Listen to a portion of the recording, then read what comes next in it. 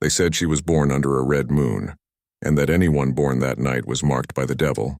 They said she could make snakes come out of their skin, that she could steal a man's soul right out of his body, and that crops would die where she walked. But most of all, they said she laughed when men died. Her name was Marjorie, but on the plantations of Nightshade Row she was called the Widow. Not because she ever had a husband, but because every man who tried to own her ended up in a grave.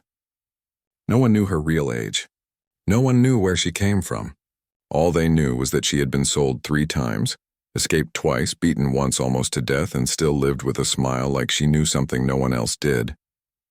When the Klan began rising in the Louisiana parishes, burning crosses and dragging people from their cabins, they should have left the widow alone. But hate makes men stupid, and 8 Klansmen were the stupidest of them all. They tried to teach her a lesson. They wanted to break her. They wanted to make an example out of her. By sunrise, all 8 would lie dead in the dirt, holding their throats, eyes bulging, while the widow stood over them, laughing like a woman who had been waiting her whole life for justice. This is how it began. The night the Klansmen came for her, the air was so still that even the frogs held their breath. The cicadas fell silent. The swamp birds tucked themselves into the trees. It was as if the whole world sensed the violence creeping through the woods. Marjorie stood in her small cabin, grinding herbs in a wooden bowl. Her hands moved slow and calm. Her smile was faint but steady, like she was listening to a joke only she could hear. A soft knock tapped at her door. "Who is it?" she asked, her voice smooth as honey. A young boy's whisper answered, sharp with fear. "Miss Marjorie, they coming. 8 of them. Horses, too." She didn't look afraid. She wiped her hands on her apron and walked to the door. When she opened it, she saw the boy trembling, sweat running down his forehead despite the night chill. "Where are they now?" she asked. "Crossing the cane field. They got ropes, guns, torches." Marjorie bent down, cupped the boy's cheek gently, and pressed a kiss to his forehead. "Go on home. Lock your mama's door.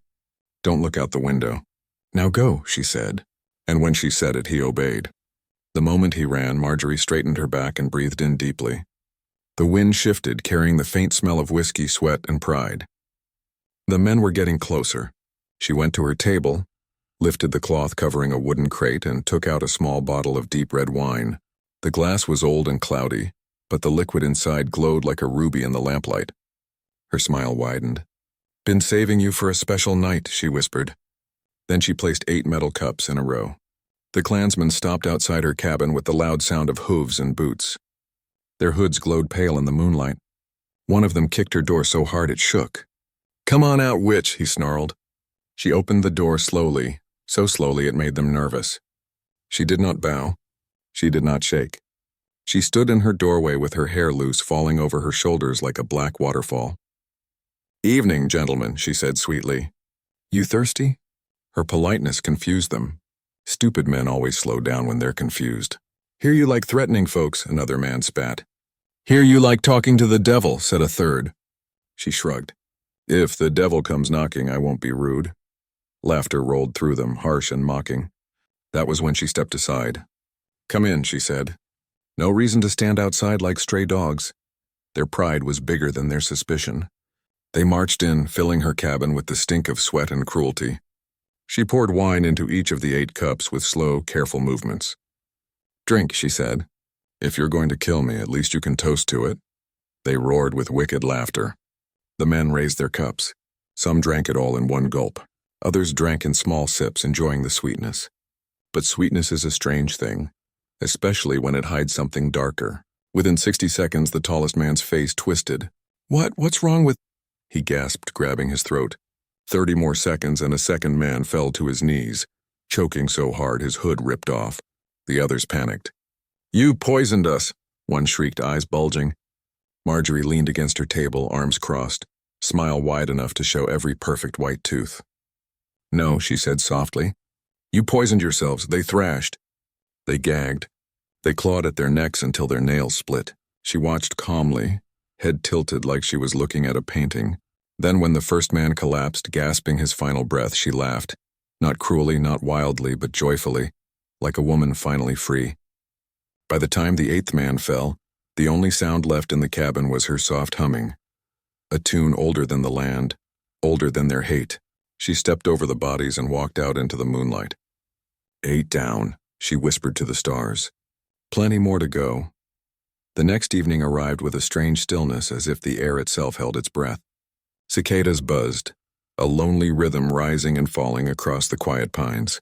Laya set her hand on the old cedar table in her kitchen hut, feeling the grooves carved by 15 years of chopping herbs, mixing remedies, grinding roots. But tonight she was grinding nothing. Tonight she was waiting. Word traveled fast among men who believed themselves powerful, faster still among cowards who hid behind sheets. By sundown, Laya knew the men responsible for Samuel's death, the ones who had dragged him into the swamp and left his body for alligators, were coming. Not with ropes this time, not with torches, but with thirst. In grief they sought comfort. In guilt they sought numbness. They convinced themselves they came to her cabin for wine, for distraction, for the company of a widow. But Laya knew their nature better than they knew themselves. Men who killed at night liked to pretend in daylight that they were civilized. The moon rose round, swollen, watching. Footsteps sounded outside, heavy boots scraping dirt. Laya didn't look up until the first white hood dipped below her doorway. 7 more followed, one by one, ducking into the smoky warmth of her hut. They kept their masks on as if cloth could hide their stench. Laya kept her face calm, her heartbeat slow, her breathing steady. None of the men noticed the faint shimmer of something oily on the wine jug's rim. "Evening, widow," the tallest one said, trying to sound bold. "Heard you were lonely." She smiled, a small, soft, tired thing. "I've been lonely a long time." Laughter echoed off the low ceiling, rough and barking. They spread around the room, filling her space with the bitter smell of sweat and gunpowder. One man leaned so close she could smell stale whiskey trapped beneath his hood. "We brought silver," another said, shaking a pouch. "You pour us a drink. We forget we ever saw your face." "Then drink," Laya said gently. "Drink and forget everything you ever done." She poured the first glass, the red liquid glinting under lamplight. Not too dark, not too light, perfect. She handed it to the tallest man. He lifted it beneath his hood and swallowed deep. "It's strong," he coughed. "It's homebrew," she murmured. "A recipe from my mama." The others eagerly held out their cups. One by one she filled them. One by one they drank. And one by one something subtle shifted, barely visible yet impossible to miss for anyone who watched closely. The tall one leaned against her table. "Widow, you can pour yourself a drink, or you just watching us?" Laya's smile widened, a slow blooming thing, almost tender. "I don't drink no more." "Why not?" He slurred. "Because when I drink," she said softly, "I remember too much." The smallest of the men stumbled. His hood tilted sideways. "What? What was in—" He didn't finish. His body lurched as if someone pushed him from behind, though no one had moved. Another man laughed nervously. "Y'all drunk already?" "We barely had a cup." Laya stepped backward, her shadow stretching long across the floor. She had not poisoned them. Not exactly. Poison was too quick. She had brewed something else, something old, something her grandmother whispered about while weaving charms to keep spirits from stalking the door. It wasn't meant to kill right away. It was meant to unhook the mind, unravel the senses, peel men down to their trembling, frightened cores. A man dropped to his knees, clutching his throat, though he could still breathe. Another clawed at his hood as if invisible hands tightened around it. The tallest one staggered forward, grabbing Laya's arm. "What did you do?" She leaned close, her lips near his ear. "I gave you what you gave my husband."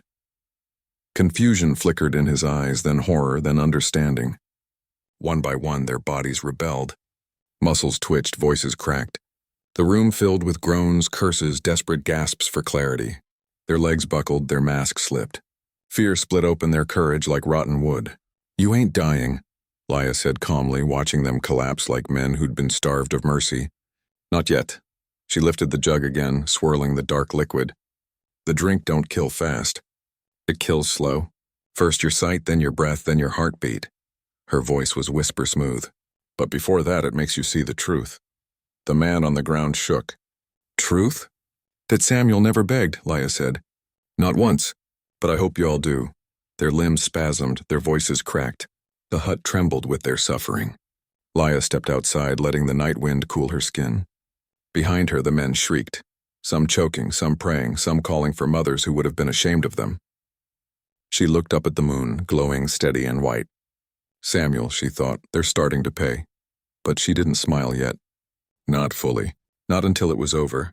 And it wasn't over. Not for another 8 heartbeats. Not for another 8 deaths. The screams inside Laya's hut tore through the pine woods like the cries of dying beasts. Owls went silent. Even the wind seemed to shrink back.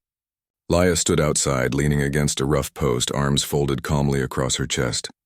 Inside, chaos rattled the walls. It started with frantic thrashing. Boots scraping the floor, chairs falling over, men clawing at anything solid as if the earth beneath them had turned to water. Then came the choking, the ragged, wet gulps for air, and beneath all of it the sound that chilled even Laya. Laughter. Not hers, not free laughter, but desperate, broken laughter. The kind that bursts out when men finally see the monsters hiding inside their own chests. She could hear them shouting names, each man calling out to another, as if someone else in the room might save him, but their voices tangled, slurred, screamed over one another until they dissolved into pure panic. Laya waited. She had learned patience young, when to speak, when to listen, when to remain as silent as a blade. Tonight she held silence close like a blanket. After a while, the tallest man, the one who had spoken boldest, crawled to the doorway. His hood had fallen off. His face was red, his eyes wild, reflecting flame and terror. "Widow!" he gasped. "Help! Help us!" Laya stepped forward slowly, her shadow falling over him. "You want mercy," she said. "But you ain't got the stomach for justice." He tried to grab her ankle, but his fingers twitched uselessly. She pulled her leg back, watching him writhe like a worm on hot stone. "What did you give us?" he begged. Laya knelt beside him, lifting his chin with one finger. "You remember 4 nights ago," she murmured, "the swamp, the lantern light, the screams?" His lips trembled. We were drunk and—" "Samuel wasn't," Laya snapped. The man squeezed his eyes shut as if he could block out the memory or her voice. "What I gave you," Laya continued, soft as river mud, "ain't poison. It's a mirror." A shudder rippled through him. He tried to speak, but only foam touched his lips. Inside the hut, one of the men shrieked so loud the walls shook. Another's voice broke into a wild hymn, half prayer, half delirious plea. "Why ain't you drinking?" The tall man choked. Laya's eyes went distant. "Because I wanted to stay clear enough to watch every one of y'all go." A hot tear slid down his cheek. He did not wipe it away. He fell onto his back, limbs jerking. His chest rose, heaved, then stopped. Laya placed a hand over his heart, slower, stopped. "1 down," she whispered. 7 left. Inside, the second man collapsed beside the fire pit. His face turned purple, his breath thick and shallow. Laya dragged his body with surprising strength. Her grief had given her power she didn't know she had. She laid him beside the tall one, then went back inside. The hut smelled of sweat, fear, bile, and smoke.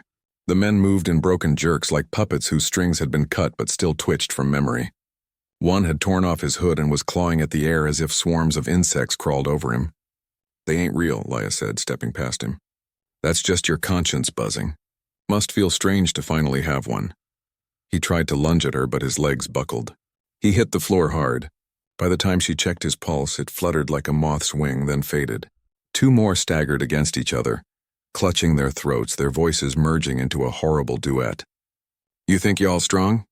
Laya murmured, watching them sink to their knees. "But strength ain't what a man shows when he holds a gun. It's what he shows when he meets the truth." One collapsed, then the other. Laya did not move, did not flinch, did not blink. Outside, she dragged them into a row. 4 bodies, each stiffening under the moonlight. Sweat glistened on her forehead, but her breathing stayed even. Halfway done. Back inside, only 4 remained, and these were the worst of them. She remembered their voices from the swamp, each one dripping with cruelty. One man was sobbing into his hands. Another crawled toward the wall, as if escaping through wood was possible. The third was praying again, now louder, begging a god he had ignored his whole life. The fourth, the dirtiest of them, still had enough poison left to spit. "You're a demon," he growled, though his words slurred together. Laya approached him calmly. "Maybe, but demons don't create themselves. Men do." He tried to swing at her, but his arm fell limp before it reached her. He collapsed, breath rattling like wind through dead leaves. Within seconds, he was still. 3 left. The praying man crawled toward her feet, gripping her ankle. His eyes were watery, his lips trembling. "Forgive us." Laya stepped out of his grasp. "You prayed while killing Samuel too," she said. "Didn't stop your hand then." Won't stop mine now. He gasped, shook, and went still. Two left. The sobbing man clutched at her dress. I didn't hurt him, he cried.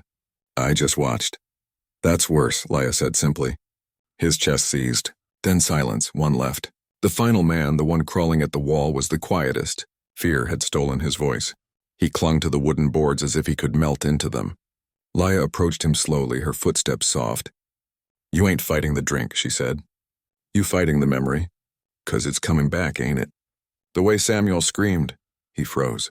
His breath caught. His fingers dug deep into the cracks. Say his name, Laya demanded. He shook his head. Say his name.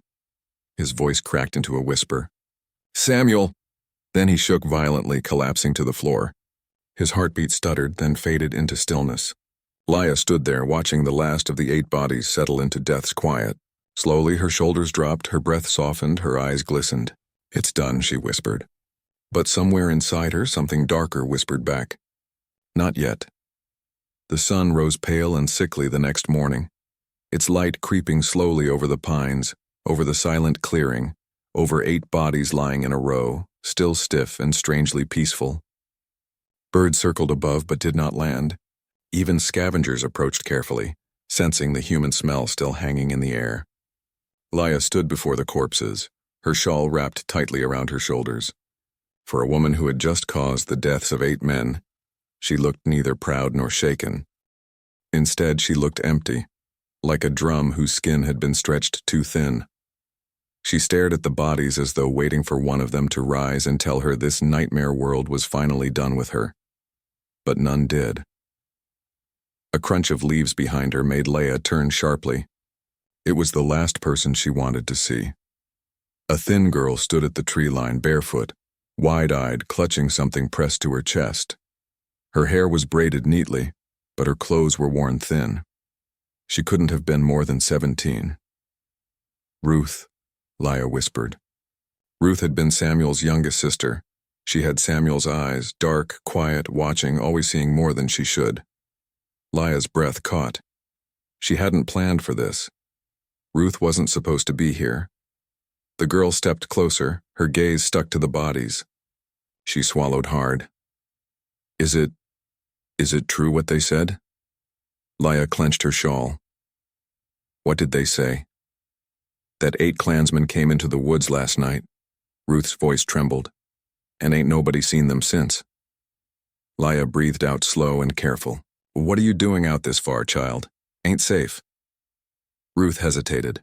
Her next words came out like stones falling from her throat. I heard their voices last night. She pointed toward the hut. Screaming. Sounded like the end of the world. Laya's jaw tightened.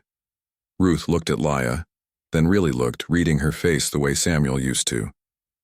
You did it, she whispered. Laya closed her eyes. They hurt Samuel. The girl continued. And you made sure they paid. Laya turned sharply. I ain't do it for revenge. Then what? Ruth asked softly. Laya paused. Her voice came out hoarse. For peace. Ruth looked over the bodies again. Does it feel peaceful? Laya didn't answer. Ruth moved closer and slowly dropped the object she'd been holding. It hit the dirt with a soft thud, a folded shirt, Samuel's work shirt, patched at the elbows. Laya's breath caught. You kept it, Laya murmured. Ruth nodded. Mama wanted to bury it after what they did, but I couldn't. Laya knelt and picked up the shirt, clutching it with both hands. It still smelled faintly of smoke and pine tar, the smell Samuel always carried after long days splitting timber. The weight of the shirt alone was enough to bring tears she had long buried. Ruth spoke again, her voice barely heard. I came to find you last night, but when I saw the men go toward your hut, I hid. Laya's head snapped up. You were here? Ruth nodded, trembling. I was up in the trees. I saw them knock on your door, heard them laughing. Then I heard you laughing. Laya stiffened. Ruth, I ain't judging, the girl said quickly. But I heard everything. Laya swallowed hard. The air suddenly felt heavy. Ruth stepped closer until she stood directly in front of her. Those men were demons. Everyone knew it. You just did what the sheriff never would. Laya shook her head. This ain't something you praise, child. Why not? Because death sticks to the soul. Laya pressed a palm to her chest, and I can feel it sticking to mine. Ruth's eyes glistened. So what you going to do now? Laya looked around at the clearing, the hut, the bodies, the trees still standing silent witnesses. I'm going to move them, she said finally. Burn the hut. Make sure no one finds nothing. Ruth nodded slowly. I'll help. No. Laya's voice was sharp. You need to go home. Ruth didn't move. I ain't leaving you. Ruth, Laya whispered. You still got a future, a good one, if you don't ruin it by standing with me. The girl trembled. But you're all I got left. The truth of that hit Laya deep, far deeper than any blade could. She pulled the girl into her arms, holding her tightly, burying her face in Ruth's hair. You got more future than I ever did, Laya murmured. Don't tie it to my ghosts. Ruth pulled back, eyes wet. I ain't scared. I know, Laya said. But before Laya could say more, the distant sound of hooves thundered through the trees. Both froze. Ruth's eyes widened. Someone's coming. Laya's heartbeat jumped. Get in the trees, now! Ruth obeyed instantly, climbing the nearest pine with quick movements. Laya stepped forward, standing tall before the row of corpses, Samuel's shirt clutched in her fist. Hoofbeats grew louder, too loud. Not one horse. Several. Laya's pulse hammered. The men who came would not be like the 8 lying dead. They would be sober, armed, angry. The first rider broke through the trees, a deputy, star glinting on his vest. Behind him, 4 others followed. They froze when they saw the bodies, and Laya standing before them unarmed, unmoving, unapologetic. The deputy lifted his rifle. You got 3 seconds, he warned, voice cracking, to tell me what in God's name happened here. Laya breathed in slow and steady, like she had nothing left to fear, because she didn't. They came here to kill me, she said, and they failed. The deputy's eyes widened. The others cursed under their breath. And in the tree above, Ruth pressed a hand to her mouth, praying Laya's next words would not seal her fate. But Laya had already stepped forward, her voice clear, calm, and final. And if y'all came to finish what they started, I'll let the Lord sort out the rest. The deputy kept his rifle pointed at Laya's chest, but she didn't blink. She didn't flinch. She didn't even breathe heavy. She stood like a tree that had survived 5 storms and wasn't about to bow for a 6th. Behind her, the bodies of 8 Klansmen lay in a crooked row, pale in the morning light, their faces frozen, their throats stiff and dry, their lips stained by the poisoned wine they drank with laughter. The deputy swallowed and shifted in his saddle. Don't you move, he warned. Laya didn't. Wind rustled through the pines. A few leaves broke loose and fluttered down like bits of burned paper. The forest felt tense, alive, like it was holding its breath with her. Another rider, a thick-necked man with a red mustache, nudged his horse closer. Deputy Price, he muttered, that there is Widow Laya. She ain't no danger, the danger's laying dead behind her. Laya turned her head slightly. Then you best lower that rifle. Price hesitated, and in his hesitation, Laya saw the truth. He was terrified of her. Not because she was armed, not because she was threatening, because she wasn't afraid of dying. Men like Price didn't know what to do with someone who had nothing left to lose. He cleared his throat. We got reports of hollering. Screaming. Laya cut him off. You want the truth or the story you came ready to believe? The other riders exchanged looks.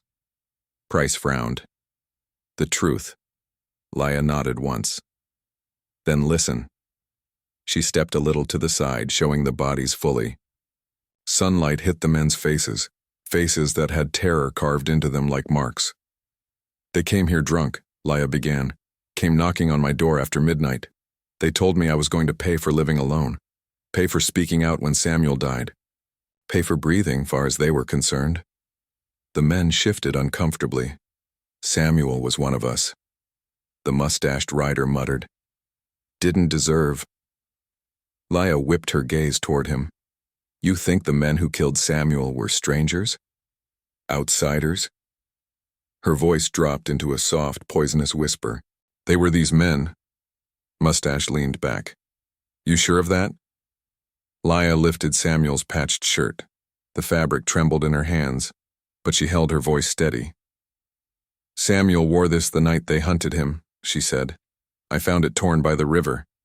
These men bragged about it, called him an uppity boy, laughed about the way he ran. Price's jaw tightened. His hands twitched around the rifle grip. They bragged about killing him, Leah continued. And last night they came here to brag again. Thought I'd cry. Thought I'd beg. She tilted her chin. I gave them wine instead. A silence fell so thick and heavy it felt like fog sinking into the lungs. Price finally spoke, voice hoarse. You poisoned them. I gave them a choice, Leah corrected. They drank it. One of the younger riders looked sick. Why? Why would they drink wine you gave them? Leah shrugged softly. Because they were men who thought they couldn't die. The truth of it sent a murmur through the group. Price lowered, his rifle just an inch but enough for Leah to breathe again. Even so, he said quietly, 8 dead white men. That ain't something the county's going to overlook. Leah nodded. I know folks will call it murder. I know some will call for a hanging. I know. Then why'd you do it? Leah finally looked him straight in the eye. Because I'd rather die free than live in fear. Price froze. The men behind him looked away, the words cutting deeper than bullets. A soft rustle came from above. Leah didn't dare look up, but she knew Ruth was still hiding in the tree, watching with trembling hands over her mouth. She prayed none of the riders noticed. Price sighed heavily. Leah, the sheriff will want to question you. I'll come peacefully, she said. Ain't running, that surprised him. Why? Because if I run, Leah murmured, they'll burn every colored cabin from here to Montgomery looking for me. Silence again. The mustached rider cleared his throat. Then let's take her in. But Price didn't move. His eyes scanned the bodies again, lingering on each one. These weren't God-fearing men, he muttered. Weren't law-fearing neither. Half the town hated them. Other half was scared of them. He stepped off his horse. Leah's heart thudded. Price knelt beside the nearest corpse. He looked at the purple lips, the stiff tongue, the dry stains. Then he looked up at his riders. You see slash marks? He asked. Bullet holes? Knife wounds? No. Price stood slowly and turned back to Leah. They died of drinking. That's what I see. Leah stared. Price mounted his horse again. And no law in this county says a woman is responsible for what a drunk fool puts in his own mouth. Mustache gawked. But deputy, this is my call, Price snapped. We ain't making a martyr out of 8 men the Lord already judged. He turned to Leah one last time. Widow, go home. Leah blinked. Just like that? Just like that. Price tipped his hat. But bury them deep. And don't speak of this again. Leah nodded slowly. I won't. Price spurred his horse. But before he rode off, he said over his shoulder, And widow? Yes? Whatever you put in that wine, his voice dropped low. Make sure you never use it again. Leah held his gaze. I won't need to. He nodded. Then they rode away, leaving the clearing silent again. Ruth climbed down from the tree the moment they were gone, tears streaking her face. Leah, she whispered. You're free. Leah shook her head. No, she murmured, looking at the hut, the bodies, the ashes of the fire. Freedom don't come that easy. She picked up a shovel. But today is the first step. And Ruth stepped beside her, picking up another. Together, under the quiet pines, they began burying 8 men, and the fear that had ruled their lives. Night folded over the plantation like a heavy blanket, thick and suffocating. Yet inside the widow's house, Sarah stood straighter than she had in 20 years. She had scrubbed blood from her floorboards, burned the Klansmen's stained clothing, and polished every copper pot until she could see her reflection shining back, a reflection she no longer feared. 8 graves now dotted the far edge of the woods, shallow and silent. No one suspected the widow had fed death to her visitors. Not yet. But the world outside her door had begun to whisper. Sheriff Garrison rode up the following morning, boots dusty, face set with suspicion. His horse pawed the ground nervously, as though it smelled something buried that should not be touched. "Ma'am," he called, tipping his hat in a gesture that felt too polite to trust. "Heard you had visitors yesterday. Didn't see them ride back into town." Sarah opened the door slow, calm as rippling water. She wiped her hands on her apron, then folded them neatly. "They left after dark," she said. Didn't seem like the sort who'd want escorting. Garrison studied her eyes, searching for cracks, but Sarah held steady. A lifetime of forced silence had taught her how to lie without trembling. "Horses didn't pass through the road," he said. "Maybe they took to the woods." She lifted one shoulder in a lazy shrug, as though the matter barely stirred her mind. Her heart, however, thudded hard enough to bruise bone. The sheriff sniffed the air, frowning. "Smells like ash. You been burning something?" "Old furniture," she answered. "Rotten wood attracts insects. I don't care for creatures crawling over my floors." He shifted, unsatisfied. "If you see any of those men again, you best tell me." "If I see anyone, you'll know," she replied. He tipped his hat again, but his eyes lingered, a snake circling, waiting for a weak spot. Finally, he rode off, and Sarah's breath left her in slow shivers. The danger had begun. By midday, 2 wagons pulled into her yard. Wives, sons, and cousins of the dead men. Their faces were pale with worry, though none dared admit to fear for men who rode in white hoods. "Miss Sarah," a thin woman named Clara said, wringing her hands. "Caleb didn't return last night. He came here first, didn't he?" Sarah smiled gently. Too gently. He surely did. "They drank my wine, talked too loud, laughed too much. Men like that often wander." A young boy, no more than 10, stepped closer. "My pa ain't ever wandered." "That's so." Sarah crouched down, her voice softening. "Then maybe he stopped somewhere else. Maybe he'll be home by nightfall." But the boy shook his head. "My pa said bad things happen in these woods." Sarah held his gaze, and a slow, aching memory surfaced. Her own lost child, snatched by the auction block before he ever took a first step. Pain flared through her chest. She reached out, brushing a strand of hair from the boy's forehead, a small kindness she could never give her own blood. "Your pa should have known better than to follow shadows," she murmured. Clara stiffened. "Shadows?" Sarah rose. "Darkness always follows a wicked man." Their eyes widened. She realized she should not have said it, but something in her had grown tired of shrinking. "Search the woods if you want," Sarah continued. "But be careful. The night keeps what it wants." They left uneasy, glancing back at her as though she were the ghost haunting the land. Perhaps she was. As the sun dipped, Sarah walked to the slave quarters. Conversation stopped at her approach, not out of fear but awe. She was no longer the quiet widow who stitched blankets. She had become a legend in a single night. Old Moses rocked forward on his stool. "Woman, you glowing," he whispered. "Like you swallowed lightning." Sarah smiled sadly. "Lightning burns, Moses." "Then let it burn what it need to," the old man rasped. "You done something big, didn't you?" The younger slaves leaned in. Sarah lowered her voice. 8 men who came to scare me won't be scaring anyone else." Gasps rose. One woman crossed herself. Another bit her lip so hard blood welled. "You killed Klansmen," a boy whispered, trembling. Sarah shook her head sharply. "Lower your voice. And don't say killed. Say ended." A slow murmur swept through the group. "You did what we all been dreaming," an older woman whispered. Sarah lifted her chin. "I did what their own cruelty led them to. And if any more come, they'll find the same fate." For the first time in years, the quarters felt alive, not with fear, but with something dangerous and bright. Hope. Late that night, the plantation owner, Master Alden, stormed to her house. His face was red, swollen with fury. "You've been causing trouble," he shouted. "Garrison says you're the last to see them men alive. What did you do?" Sarah stepped forward, the lantern light catching the iron-set calm in her eyes. "I poured wine. I cleaned up after fools. That is all."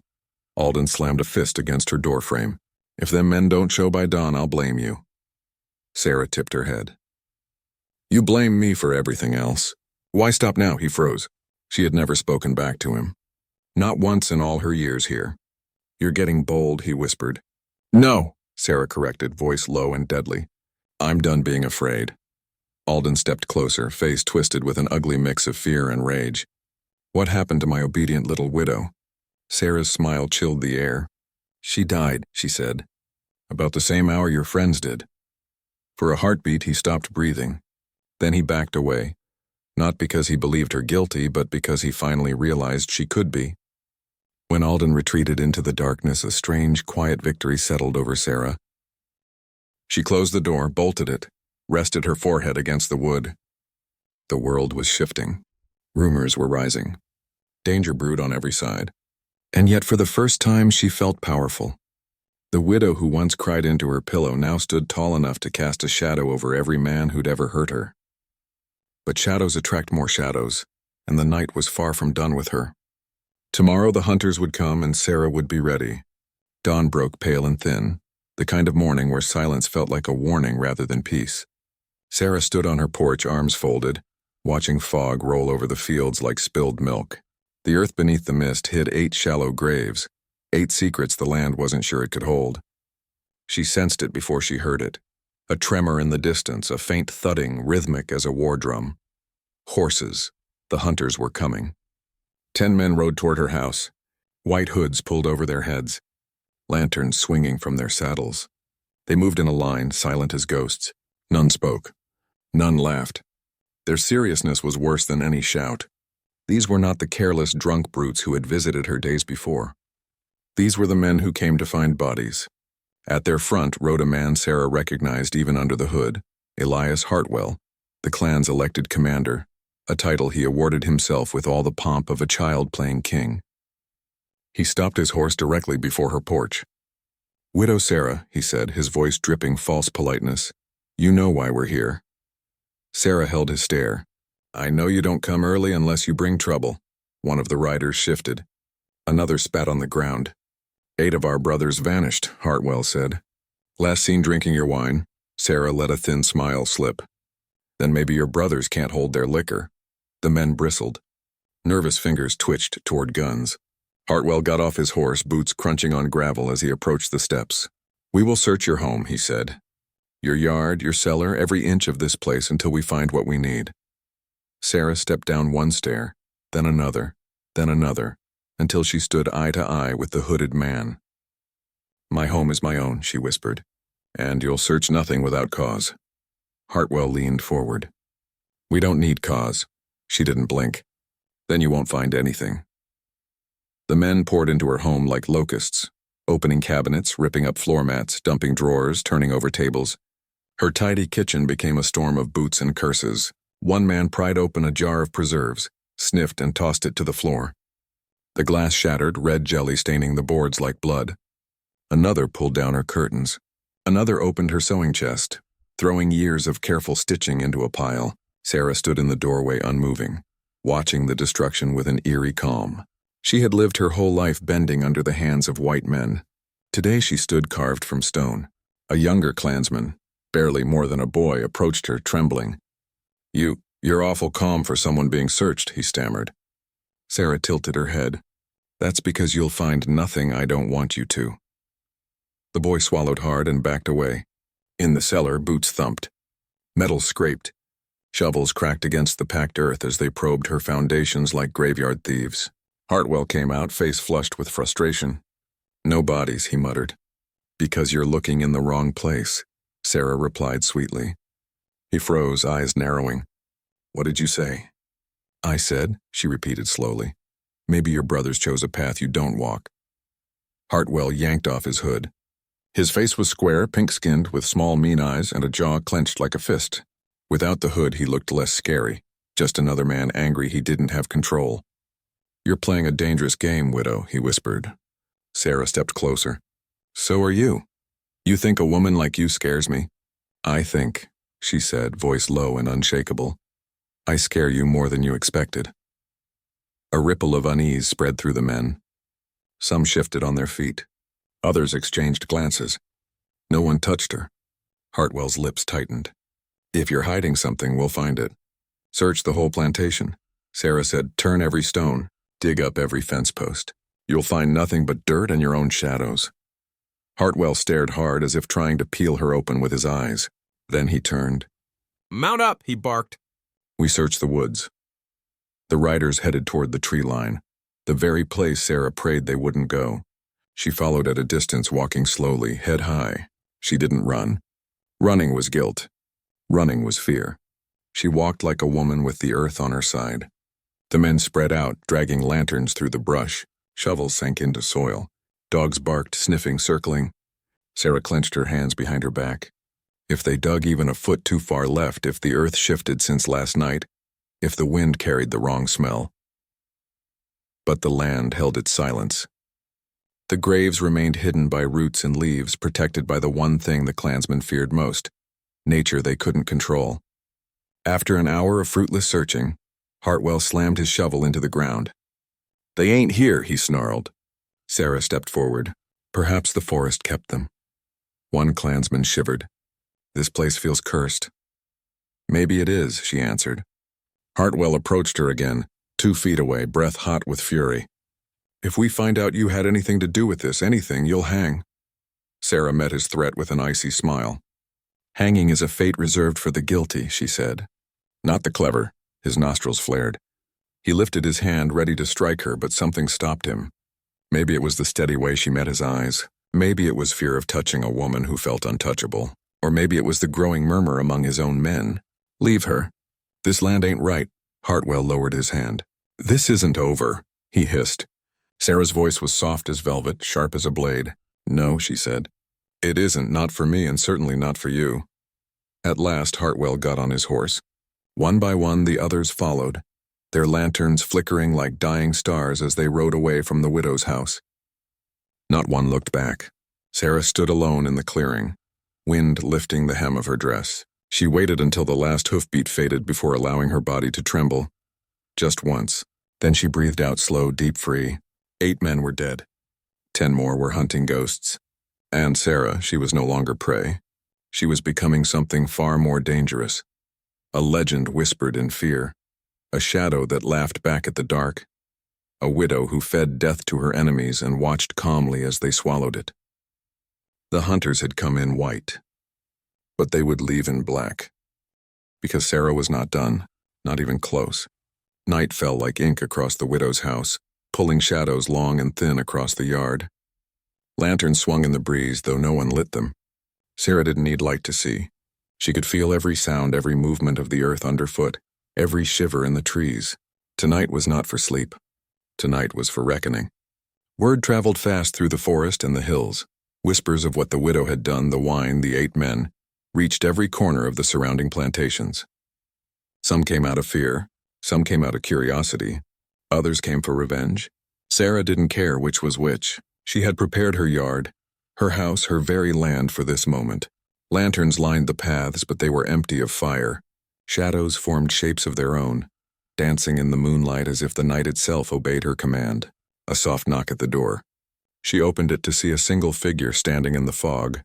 A man in a hood, but not the white hood of the clan. This one was darkened, more subdued, but with eyes that gleamed like sharpened steel. "You're expecting us," he said. Sarah's lips curved into a smile. "I am, but I was expecting a dozen." The man's eyes widened slightly. He had heard of the widow's cunning, but now he would see it firsthand. "We didn't know. We didn't believe." Sarah held up a hand. "No one believes until they see. Tonight you will." The yard became a stage. Tables of rough wood held nothing edible, nothing touchable, but the men didn't notice. Shadows danced across the boards, moving as if alive. The wind whispered through the trees, carrying voices that weren't there. From inside, Sarah came out, holding a simple bottle. She poured into cups placed on the table. The liquid glimmered like black mercury. The men leaned forward, driven by greed and curiosity, each thinking they could outsmart her. They drank. At first, nothing happened. Just the bitter taste, a chill that crept along their spines. Then came a sound, soft at first, like the hum of a choir, rising in a chorus that filled the night. 8 voices singing through the darkness. 8 men they knew had vanished. 8 mouths they would never hear speak again. But now their voices rose, cold and pure, weaving around the living in harmony. The men froze.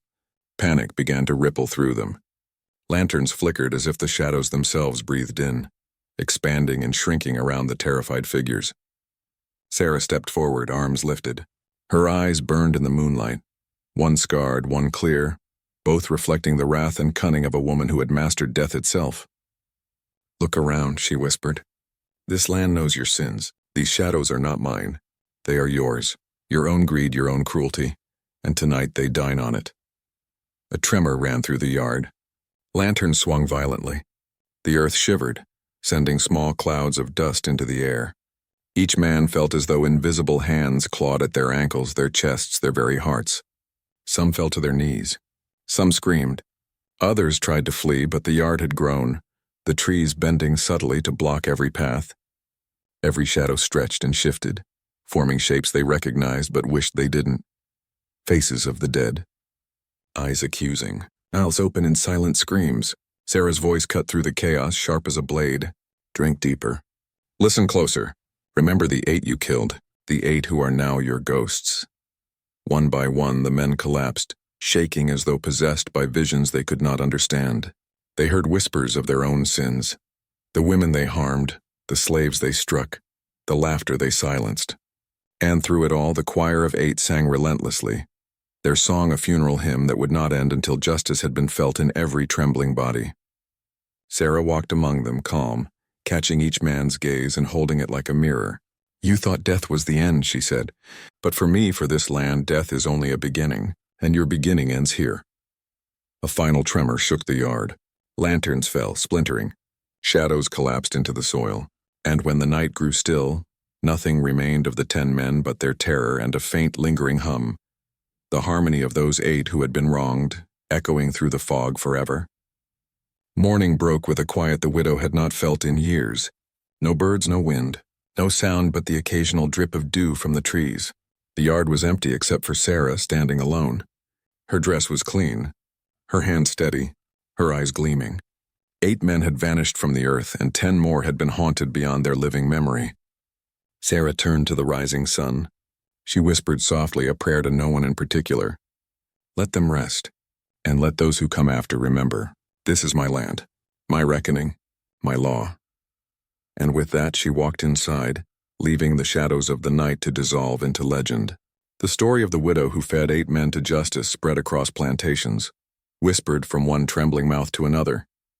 Children were warned. Grown men trembled, and even the forests seemed to hold their breath when her name was spoken. Sarah had not just survived. She had rewritten what fear could do, and how a single woman could turn terror into triumph. The night belonged to her, and the ghosts singing still belonged to her as well.